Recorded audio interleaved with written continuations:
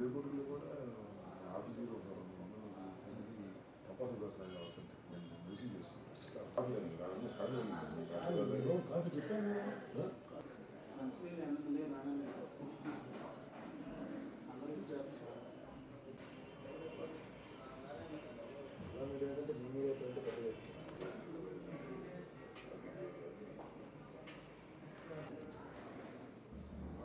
ఇంట్లో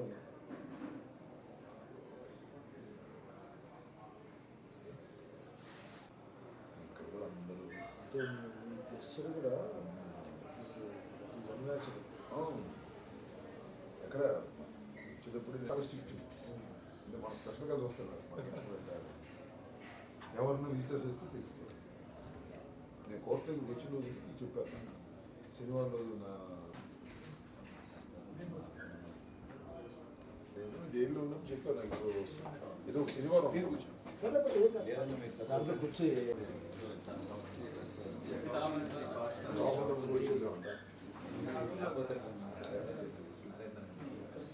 నరేంద్ర బ్రదర్స్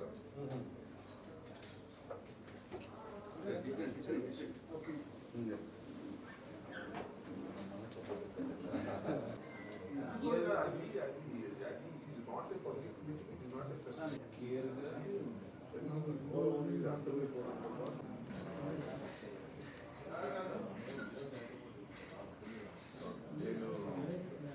నేను బడ్జెట్ కొంత లేకపోయినా ఇక్కడ నడుస్తాను. ఎవరు రాదు పర్లేదు మాట్లాడే జరిగింది మాకు తెలుసు. వాళ్ళు మొత్తం మరుగుడు డిమాండ్ చేసి సోమవారం పెడతామన్నారు.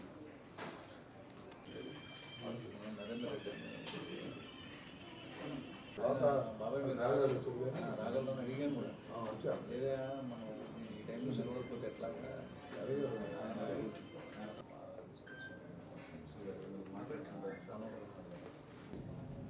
చూద్దామని వచ్చాను.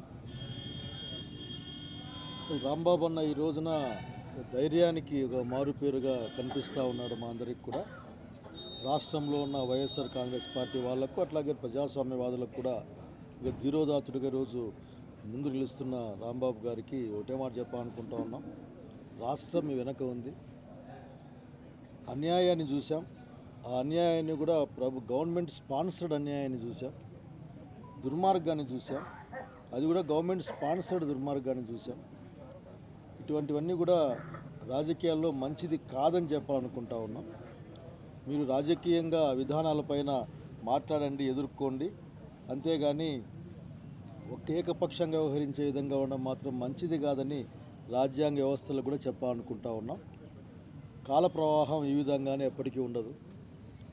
కాల ప్రవాహంలో అనేక మార్పులు వస్తూ ఉంటాయి. నిజంగా రాంబాబు గారితో మాట్లాడినప్పుడు కూడా రాంబాబు గారు ఏదైనా కానీ అసలు నేను అన్యాయాన్ని ఎదిరించేందుకోసమే ఉన్నానని చెప్పిన మాట చాలా గొప్ప మాటగా నేను భావిస్తూ ఉన్నాను. మేమందరం ఉన్నాం, పార్టీ ఉంది, అట్లాగే ప్రజాస్వామ్యాన్ని కోరుకునే ప్రజలున్నారు. నేను ఒక్కటే మాట, దౌర్జన్యంతోనూ దుర్మార్గంతోనూ ఎవరు ఏది సాధించలేరని తెలియజేస్తూ ఉన్నాను. దౌర్జన్యం చేయడం అన్నది మీ యొక్క బలహీనతను సూచిస్తుంది తప్ప ఇంకోటి కాదు. బలహీనంగాను తక్కువ స్థాయిలో ఆలోచించే వాళ్ళే ఇటు ఇండ్ల మీదకి రావడం ఇటువంటి పనులు చేస్తారు. కనుక ఎప్పుడు కూడా దయచేసి నేను అందరినీ కోరుతా ఉన్నా, ఎవరో రెచ్చగొడితేనో ఎవడో చెప్తేనో చేయడం కాదు. ఆ జోగి రమేష్ చూసి వచ్చాయి నాయకులు. సో వన్స్ అగైన్ నేను రాంబాబు గారికి అందరి తరఫున హృదయంగా, ఎందుకంటే ఒక ధైర్యాన్ని కలిగజేసిన రాంబాబు గారికి నేను ధన్యవాదాలు తెలియజేస్తూ ఉన్నాను. Everybody with him. నమస్కారం.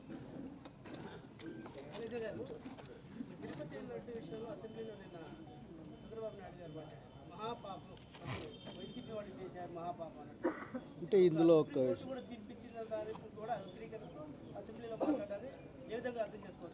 అంటే చంద్రబాబు నాయుడు గారు అట్లే మాట్లాడతారు. చంద్రబాబు నాయుడు డిఫరెంట్గా మీరు అర్థం చేసుకోవాల్సిన అవసరం లేదు. మీరు వింటున్నారా లేదా, మీరు అర్థం చేసుకుంటున్నారా లేదా అనే దాంతో సంబంధం లేదు. ఆయన ఏదైతే నోట్స్ రాసుకొచ్చింటాడో అది 1 గంట కానీ 2 గంటలు కానీ ఆయన మాట్లాడతారు. తిరుపతిలో ఆల్రెడీ రాజశేఖర రెడ్డి గారు అసలు ఆ రోజున 7 కొండల్ని తొలగిస్తానన్నా లేక అన్యమత ప్రచారాలను తొలగిస్తా అని చెప్పిన జీవో ఇచ్చిన రాజశేఖర రెడ్డి గారి జీవోల్ని తీసేస్తానని చెప్పిన చంద్రబాబు నాయుడు గారు ఈ రోజున ఆయన క్వాంటంలో ఉన్నాడు కదా, ఇప్పుడు క్వాంటమ్స్లో ఉన్నాడు. కాబట్టి ఇది నాది కాదని చెప్పే ప్రయత్నం చేస్తూ ఉంటాడు. అట్లాగే లడ్డు విషయం ప్రత్యేకంగా మాట్లాడాల్సిన అంశం ఏం కాదు, ఎందుకంటే ఎవరిబడి నోస్ దట్. ఈ రోజున లడ్డులో అసలు కల్తీ లేదని, అసలు నిజంగానే ఎంత దుర్మార్గంగా మారడే ప్రయత్నం చేశాయంటే అసలుకి హార్పిక్ లాంటి సల్ఫ్యూరిక్ యాసిడ్ లాంటివి దాంట్లో కలిపి చేశారని చెప్పడం నిజంగానే ఆ రోజునే అతను అయిపోయింది ఆ రోజు.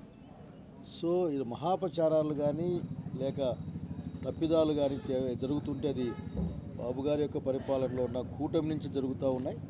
దయచేసి దేవుని కోపానికి గురి కావద్దు. ఇప్పటికే చాలా జరుగుతున్న విషయం గుర్తు చేస్తూ ఉన్నాం. బాబు గారి దగ్గర నుంచి అంతకంటే గొప్పగా మీరు ఆశించాల్సిన అవసరం లేదు. ఆయన దగ్గర నుంచి అంతకంటే గొప్పగా రాదన్న విషయాన్ని గుర్తు చేస్తాం.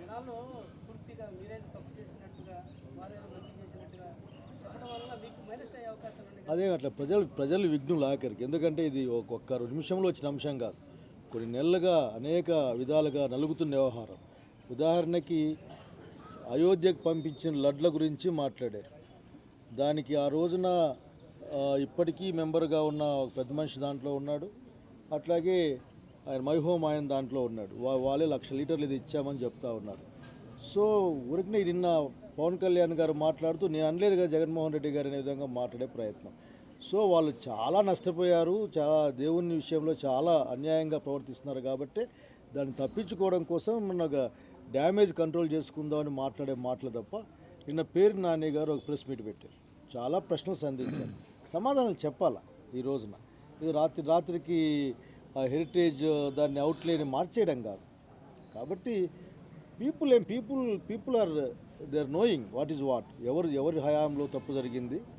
ఎందుకంటే వైష్ణవి నుంచి వెనక్కి వచ్చిన అంటే రిజెక్టెడ్ నెయ్యి ట్యాంకర్లని వెనక్కి రాజు వచ్చింది బాబు గారి కాలంలోనే. ఆ శాంపుల్స్ అన్నీ బాబు గారి కాలంలోనే. కాబట్టి బాబు గారు చెప్పాను కదా, ఆయన మాట్లాడుతూ ఉంటాడు, ఆయన మాట్లాడుతూనే ఉంటాడు. కనుక ఆ మాటల్ని మనం కొద్దిమంది నమ్మకపోతారా అనుకుంటూ ఉంటాడు. అంతేగాని బాబు గారి దగ్గర అంతకంటే ఎక్స్పెక్ట్ చేయలేవు నువ్వు. ఆఖరికి ఈ talks for the hours together, ఏం చెప్పాలనుకో అది చెప్తాను అంతే.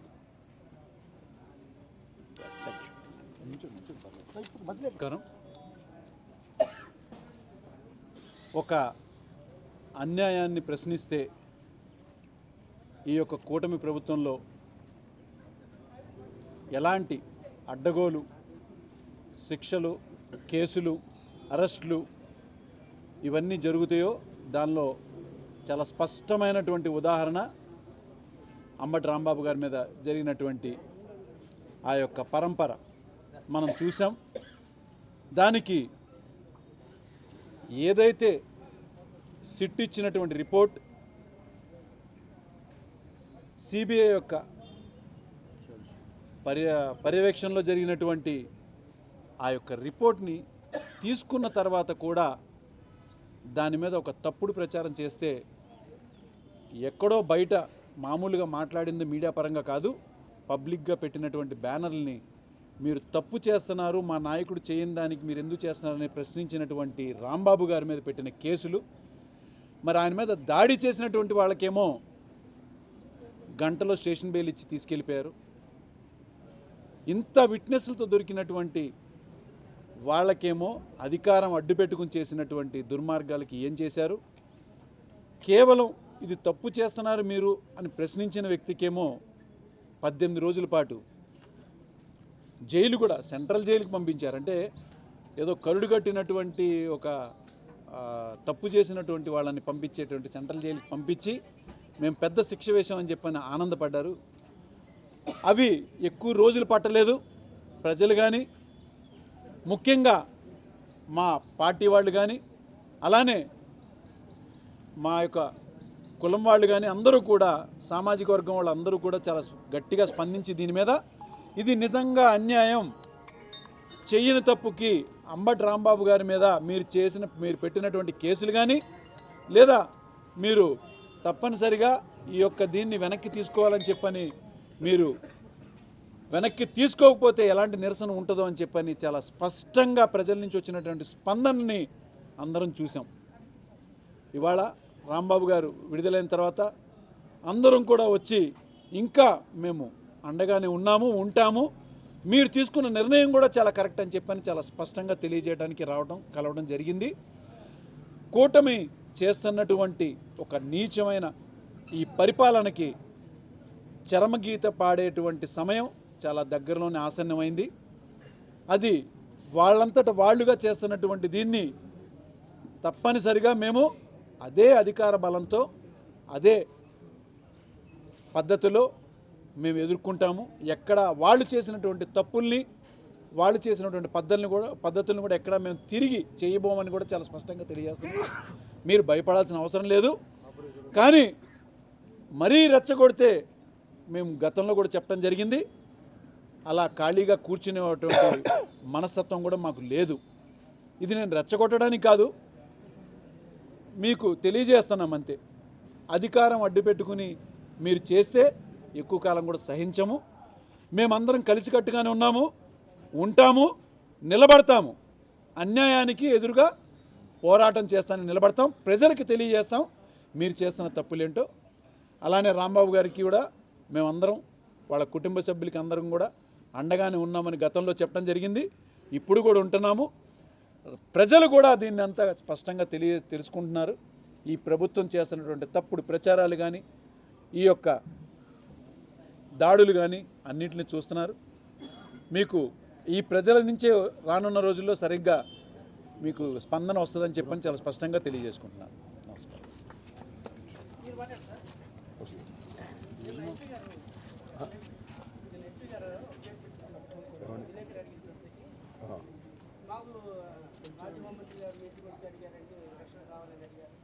రాంబాబు గారి విషయంలో చాలా పనులు ఉన్నాయండి, ఇది ఒకటే పని కాదు కదా అని చెప్పారు. దాన్ని మీరే ఉంటారు. నేను చూడలేదు. సరే, ఇప్పుడు నేను మరొకసారి ఎస్పీ గారు ఏమన్నారు, మాకు ఇంకా చాలా పనులు ఉన్నాయన్నారు. అంటే లా అండ్ ఆర్డర్ పాటించాల్సింది, కంట్రోల్ చేయాల్సింది ఎస్పీ. ఆ మాట అంటే సామాన్య ప్రజల పరిస్థితి. ఇప్పుడు ఒక్క విషయాన్ని మాత్రం మీకు చెప్పదలుచుకున్నా, మీ ద్వారా రాష్ట్ర ప్రజానీకానికి విఘ్నులైనటువంటి ఆల్ పార్టీకి సంబంధించినటువంటి లెజిస్లేటర్స్ కానివ్వండి, నాయకులు కానివ్వండి, రాజకీయాలను అతి సన్నిహితంగా పరిశీలిస్తున్నటువంటి వారికి కానివ్వండి, నేను ఒక విషయాన్ని ఇక్కడ చాలా స్పష్టంగా చెప్పదలుచుకున్నాను. అన్నీ తీసేయండి. I'm asking only one question. 5ంటికి ప్రారంభమైన దాడి, ఇప్పుడు 5 గంటలకు ప్రారంభమైన దాడి, ఇక్కడే ఉన్నా నేను. రాత్రి ఎన్నింటి దాకా కొనసాగిందో నాకన్నా మీడియా మిత్రులకు తెలుసు బాగా. 12 దాటిపోయింది అంటే 7 అవర్స్. 7 అవర్స్ దాటిపోతే ఈ 7 అవర్స్లో జరిగినటువంటి పరిణామాలు నేను తర్వాత తెలిస్తే ఆశ్చర్యపోతున్నా. బొత్స సత్యనారాయణ గారు, he called so many times to the DGP, SP, DIG, అందరికీ ఫోన్లు చేస్తున్నారు. Nobody is response. Police వాళ్ళు రెస్పాండ్ కావటల్లా, ఫోన్లు ఎత్తటలా. ఒకళ్ళు కాదు, 2 కాదు, డీజీపీ దగ్గర నుంచి ఎస్పీ వరకు. నేను ఇంకోటి కూడా చాలా స్పష్టంగా చెప్పదలుచుకున్నా, ఏమైతే అయింది. అసలు క్రిమినల్స్ ఇక్కడికి వచ్చిన వాళ్ళు కాదు. DGP is a criminal, SP is a criminal, IG is a criminal. వీళ్ళు కాన్స్పరసీ, చంద్రబాబు, లోకేష్, వీళ్ళు ఫస్ట్ క్రిమినల్స్ అసలు ఈ సంఘటనలో. ఏమీ సందేహం లేదు. పోలీసు రక్షణ ఇవ్వాల్సిన పోలీసులు ఫోన్ ఎత్తలేదంటే ఏంటండి ఇక్కడ గొడవ జరుగుతుంటే? ఇక్కడే మందు బాటిల్ పెట్టారు, మందు బాటిల్ పెట్టి మందు పోస్తున్నారు. ఒక పక్కన గంజాయి కాస్తున్నారు, గంజాయి పెడుతున్నారు, ఎవరెవరినో తీసుకొస్తున్నారు. ఏంది? ఇంత లా అండ్ ఆర్డర్ ఫెయిల్ అయిపోయి ఒక మాజీ మంత్రి ఇంటి మీద దాడి జరుగుతుంటే 7 గంటల సేపు నిద్రపోతారా పోలీసులు అని అడుగుతా ఉన్నా. మామూలు పోలీసు తీసేయి. డీజీపీ, ఐజీ, ఎస్పీ, మీరు కదా దీని కారణం. చంద్రబాబు చెప్తే కదా ఆగింది. మీరు వచ్చి ఎస్పీ ఎందుకు తిరిగి వెళ్ళాడు? చాలా పనులు ఉన్నాయి మీకు. ఓకే, చాలా పనులే వంటలా. ఏ పనులు ఉన్నారు మీరు? నాకు అర్థం కాల. చంద్రబాబుతో టచ్లో ఉన్నారు ఎల్లమాకమంటానికి. చాలా అన్యాయం ఇది. దీన్ని వదిలిపెట్టే ప్రశ్నే లేదు. ప్రాణాలు పోయినా ఫైట్ చేస్తాం, గుర్తుపెట్టుకోండి. ఈ పోలీసు చేసినటువంటి అఘాయిత్యానికి పోలీసులు అంటున్నా నేను. ఇక్కడ జనం వచ్చారు నా వ్యతిరేకులు, వాళ్ళందరికీ దోవ చెప్పింది వాళ్ళే కదా. పోలీసుల రక్షణగా ఉంటే ఏం చేస్తాం? దీని నుంచి ఖచ్చితంగా రాష్ట్ర ప్రజానీకం, వ్యవస్థలు ఏ విధంగా తయారవుతున్నాయి వీటికి సమాధానం చెప్పే రోజు ఒకటి వస్తుంది. దీన్ని వదిలిపెట్టే ప్రశ్న లేదని కూడా ఈ సందర్భంగా చెప్పదలుచుకున్నాను. పోలీసులే క్రిమినల్స్ అయితే తిరక్కేం చేస్తారు? ఏం చెప్పాలి దీనికి? రైట్. ఓకే.